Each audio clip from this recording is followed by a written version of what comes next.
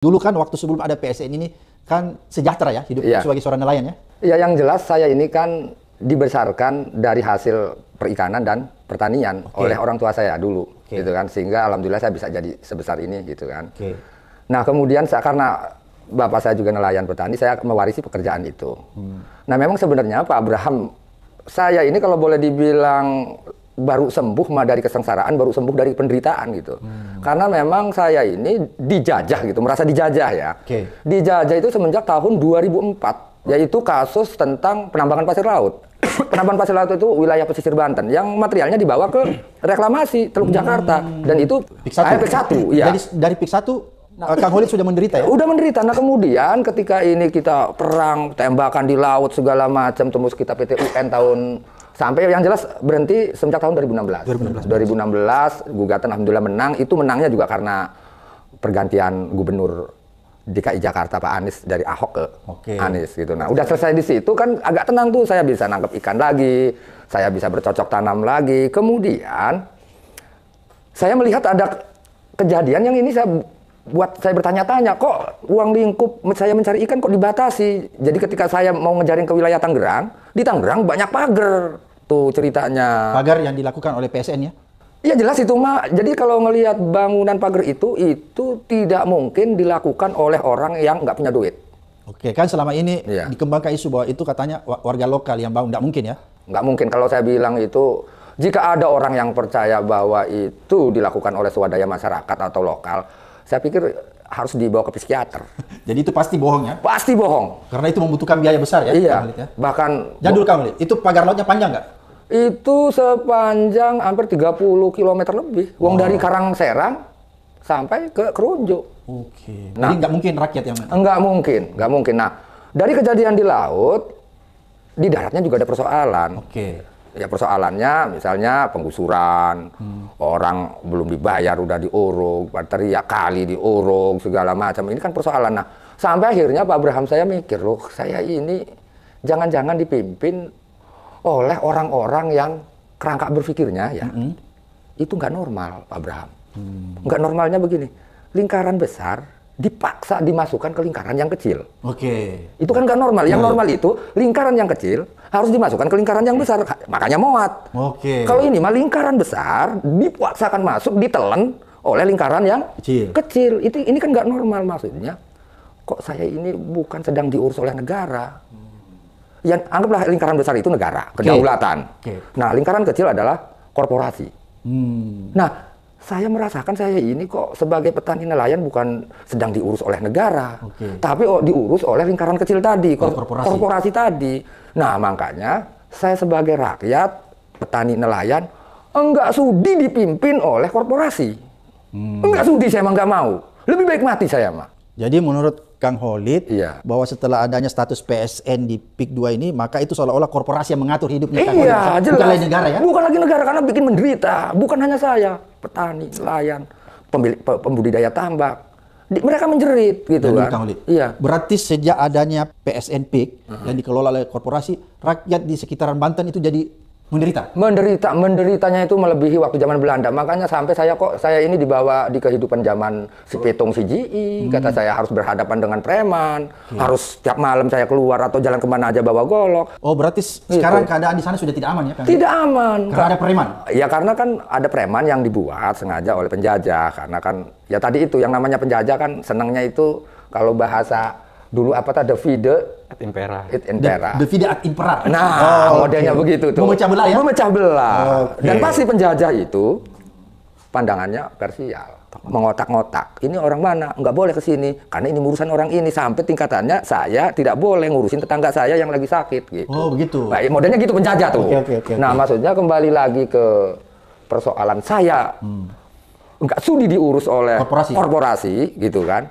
Karena saya yakin kalau saya ini diurus oleh korporasi sampai kiamat Pak Abraham, miskin terus, nggak bakalan sukses. Jadi berarti dengan adanya PSN yang dilakukan oleh korporasi besar, oligarki, 9 naga, Kang Holid sama Kang Heri tambah miskin ya dengan penduduk di sana. Bukan justru sebaliknya kan? Kan ada orang yang bilang katanya sudah sejahtera, enggak ya? Enggak mungkin Pak Heri ya? Iya, enggak mungkin. Enggak, mustahil seperti enggak ada siang enggak ada malam. Mustahilnya. Mustahil ya? Karena pikiran mereka hanya untung rugi. Oke. Jadi PSN ini dia cuma berpikir tentang dia untung. Untung rugi pikirannya lah. Kalau saya yang sebagai yang dikelola, dia yang mengelola, ya otomatis ya kita kalah terus. Oh, jadi berarti tanah orang ini dipaksa dibeli dengan harga murah kalau untung rugi? Ya, gitu kira-kira nih. Ya, okay. Saya pengen menurut pemirsa. Okay. Ini namanya pemaksaan atau penyerobotan atau apa ya? Saya akan cerita nih. Si A punya tanah, gitu kan, nggak mau jual, tiba-tiba diuruk. Nah, setelah diuruk disamperin, dikasih DP. Nggak diterima, tanah udah diuruk. Iya kan? Diterima nggak sesuai harganya. Ini kan sama dengan, kasih nggak? Oh, diintimidasi. Model kan begitu, cuman nggak begitu doang, cara doang yang berbeda. Mau dikasih nggak? Kan gitu doang. Teror ya? Cuman bedanya bukan mau dipukul, diuruk dulu. Kalau nggak begini, saya petani tambak. Yang namanya petani tambak itu ternak ikan bandeng, butuh sirkulasi air. Lah tempat sirkulasinya diuruk sungainya. Otomatis nggak ada sirkulasi. Kalau nggak ada sirkulasi kan salinitasnya tinggi, akhirnya mati ikannya. Nah kira-kira kalau terus-menerus begitu, nanam lagi mati lagi ikannya, nanam lagi, waduh ini nggak bisa dikelola nih tambak. Tiba-tiba datang, udah dibeli aja, dijual aja, ya jual lah, pusing. Terus dibeli murah itu ya? Dibeli murah 50.000 per meter. Itu masih mahal 50.000 ya WRI. Kalau sampai ke tangan yang punya tuh 50.000 nggak atau sudah terpotong-potong? Kalau saya mengetahui data yang ada, saya menemukan gitu. Nih, dengan terpaksa nih kita jual 50.000, gitu kan, sama Pak Heri, yang beli Pak Heri nih. Nah, Pak Heri ini sebenarnya nanti ke Ali Hanafi dia jualnya nih. Nih Ali Hanafi, ini Pak Heri ini tangan kanannya Ali Hanafi. Oh, berarti ada perantara lagi. Iya, Pak Ali Hanafi punya tangan kanan siapa?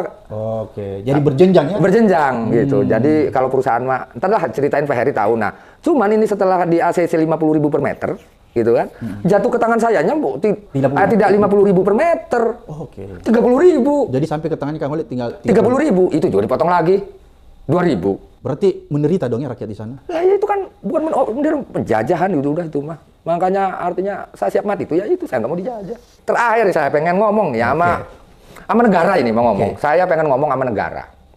Kalau negara nggak berani sama korporasi, lingkaran yang kecil itu, saya nggak akan melawan. Saya akan kerahkan rakyat Banten untuk melawan. Ingat itu. Gitu. Walaupun kecil saya berani. Gitu. Lah harusnya kan negara yang punya alat, apa bahasa elitnya alat tuh? Instrumen. Gitu. Negara punya banyak instrumen harusnya untuk melindungi saya sebagai rakyat. Loh ini mah buat alat pukul, korporasi mukul saya, yang beli saya, segala macam saya kok buat mukul saya. Gitu. Awas, ingat-ingat kalau rakyat Banten udah marah, bergolak ke Nusantara ini. Itu. Jadi menurut Kang Holid seharusnya negara ini hadir memberi kesejahteraan dan melindungi rakyat di Banten termasuk Kang Holid, tapi ini sebaliknya. Sebaliknya. Harusnya kewajibannya kan itu. Iya, harus mensejahterakan rakyat. Keadilan sosial bagi seluruh rakyat Indonesia katanya kan begitu. Lah ini mah diserahin ke korporasi. Kok ini perusahaan ini menyerap tenaga kerja sekian 1.500 membantu ekonomi masyarakat. Bohong. Tai kucing. Kalaupun ada menyerap tenaga kerja itu cuma lapangan kerja yang ada di level bawah ya? Lah ya paling ke tukang parkir, security, paling itu juga iya. Cleaning service. Paling banter cleaning service. Nah kita hitung tambak, laut, gitu kan. Penghasilannya. Padi gitu. Di situ kalau misalnya ngomong padi nih, yang ngomong sawah, di situ ada tukang ngegebot, di situ ada kuli ngoyos, dan bukan satu orang. Sesawah itu kalau 1 hektar tuh bisa 50 orang, 20 orang. Ada tukang ngelektor. Ada pedagang pupuk, ada kuli angkut padi. Ini kan mata rantainya banyak. Terus ada penggilingan padi, di penggilingan padi ada jual beras, di dalam gilingan padi ada dedak, dedaknya buat makan ternaknya dijual lagi. Yuk kita hitung ini Pak ya. Itu sampai tingkatannya petani tambak. Petani tambak ada kuli jaring ikan panen, iya kan? Habis panen ada kuli ngangkut ikan bandeng dari empang ke darat, ada tukang es. Itu hilang semua ya? Iya nanti hilang kalau durugin terus. Di situ ada pedagang pakan ikan, di situ ada pedagang bibit bandeng, di situ ada pedagang ikan dibuat kerupuk, cilok, bontot, empek-empek dan lainnya. Jadi itu hilang semua dengan adanya PSN ini ya? Karena ruangnya, sumbernya diambil. Diuruk. Jadi kita hitung aja. Jadi bukan menciptakan tenaga kerja, tapi justru memiskinkan ya, menghilangkan. Bohong kalau hitung-hitungan analisa, misalnya proyek itu menguntungkan, misalnya kan gini, saya mikirnya.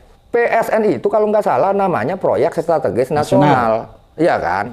Anggaplah mau dibangun misalnya wisata. Atau jembatan. Atau tol. Atau apalah namanya. Yang namanya nasional itu ya harus umum. Kepentingan semua orang. Semua orang umum. Tol misalnya, itu bukan nasional. Ngomong misalnya, apa namanya? Kalau waduk itu boleh lah ya, waduk kepentingan. Pokoknya yang gratis itu nasional. Kalau masih masuknya bayar, ada orang nggak punya duit nggak bisa masuk, bukan nasional. Itu mah perusahaan. Itu perusahaan yang aku harga 1.500 jadi 2.000, 5.000. Jadi berarti keberadaan PSN di PIK 2 ini korporasi mencari keuntungan ya? Udah mencari keuntungan. Dan memiskinkan rakyat di sana? Udah, penyembah berhala aja. Udah, Pak Heri. Ya. Kalau posisinya seperti itu, saya tanya sama Pak Heri, kita ini sedang diurus negara apa bukan? Kalau posisinya apa yang diceritakan oleh Pak Heri? Ya. Menurut Kang Holik gimana tuh? Lah kalau saya mah bukan sedang diurus oleh negara, saya ini enggak merasa saya mah. Diurus oleh korporasi? Korporasi yang ngurus. Iya betul. Begini, saya ini dibilang orang yang paling tidak berdaya. Apalagi mau ngurusin hal-hal kayak seperti ini. Mikirin makan sehari-hari aja, saya udah kerepotan.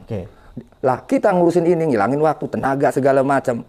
Kalau bukan karena saking tertindasnya, saking susahnya, sehingga saya bergerak. Kan udah saya bilang tadi, jika negara tidak hadir, saya akan pimpin Banten untuk melawan korporasi tersebut. Bukan melawan negara ya. Melawan korporasi? Melawan korporasi. Cuman kalau kemudian label PSN itu distempelkan ke korporasi, ya saya lawan.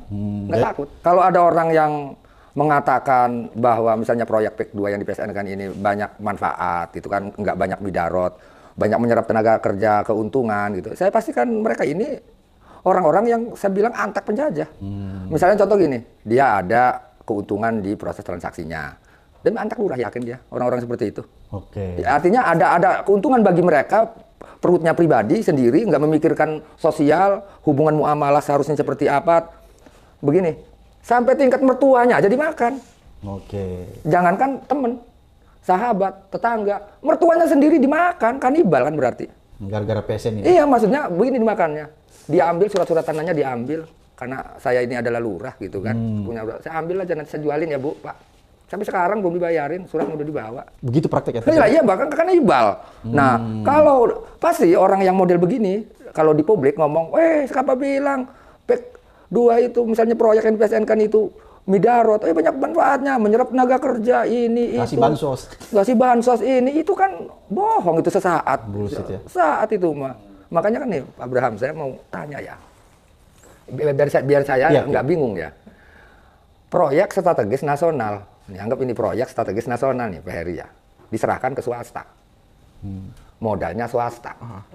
Kira-kira kalau kita boleh dibilang itu negara hukum, ini hukumnya gimana Pak Abraham? Karena ini nggak ada yang gratis, bukan nasional. Masuk bayar, segala bayar. Aqua yang 1.500 jadi 5.000, 10.000. Ada nggak jalan akses yang dibuatkan buat warga lokal di situ masuk ke PIK? Kalau saya mah belum lihat. Nggak ada ya? Belum lihat. Iya, mencaplok negara, mencaplok kedaulatan. Gitu. Saya nggak suka itu. Sama aja mencaplok saya nggak mau dicaplok. Karena itu tanah kelahiran Kang Holik sama Kang Heri. Tumpah darah itu mah nggak boleh dicaplok oleh korporasi, gitu kan? Kalau ini tercaplok berarti udah nggak ada Indonesia. Indonesia itu kan tanah dan air. Airnya dikuasai, lautnya, tanah daratnya dikuasai. Lah Indonesianya mana? Saya nggak senang itu. Saya ajak perang sampai mati. Saya siap itu, siap mati saya mah udah. Karena saking nggak senangnya, saya nggak sudi saya dipimpin, dikelola oleh mereka karena pasti saya ini miskin sampai kiamat. Saya jamin. Jadi ini mah bukan mungkin sifatnya ya. Pasti. Miskin itu ya, misalnya saya ini sebagai warga negara Indonesia petani nelayan, jika dikelola oleh korporasi, wajib miskinnya. Wajib sebutnya, bukan mungkin, wajib. Artinya mau tidak mau ya miskin, harus miskin. Sampai kiamat makanya. Dimiskinkan ya? Udah itu makanya dicetak miskin udah. Mau dilihat dari sudut pandang apa aja, ayo. Pasti miskin. Wong mereka mah untung rugi mikirnya. Lalu kita dikelola oleh orang yang penyembah berhala, ya pastilah. Dan orang itu hanya mengejar keuntungan. Keuntungan sampai saya tinggal tulang doang anak cucu itu juga nanti digiling jadiin bedak, diolah mah dijual lagi. Ya paling saya mau menyampaikan kepada Bapak Presiden Prabowo sebagai pimpinan tertinggi negara Indonesia. Serahkan ke saya sebagai rakyat yang akan memimpin perlawanan ini. Terima kasih.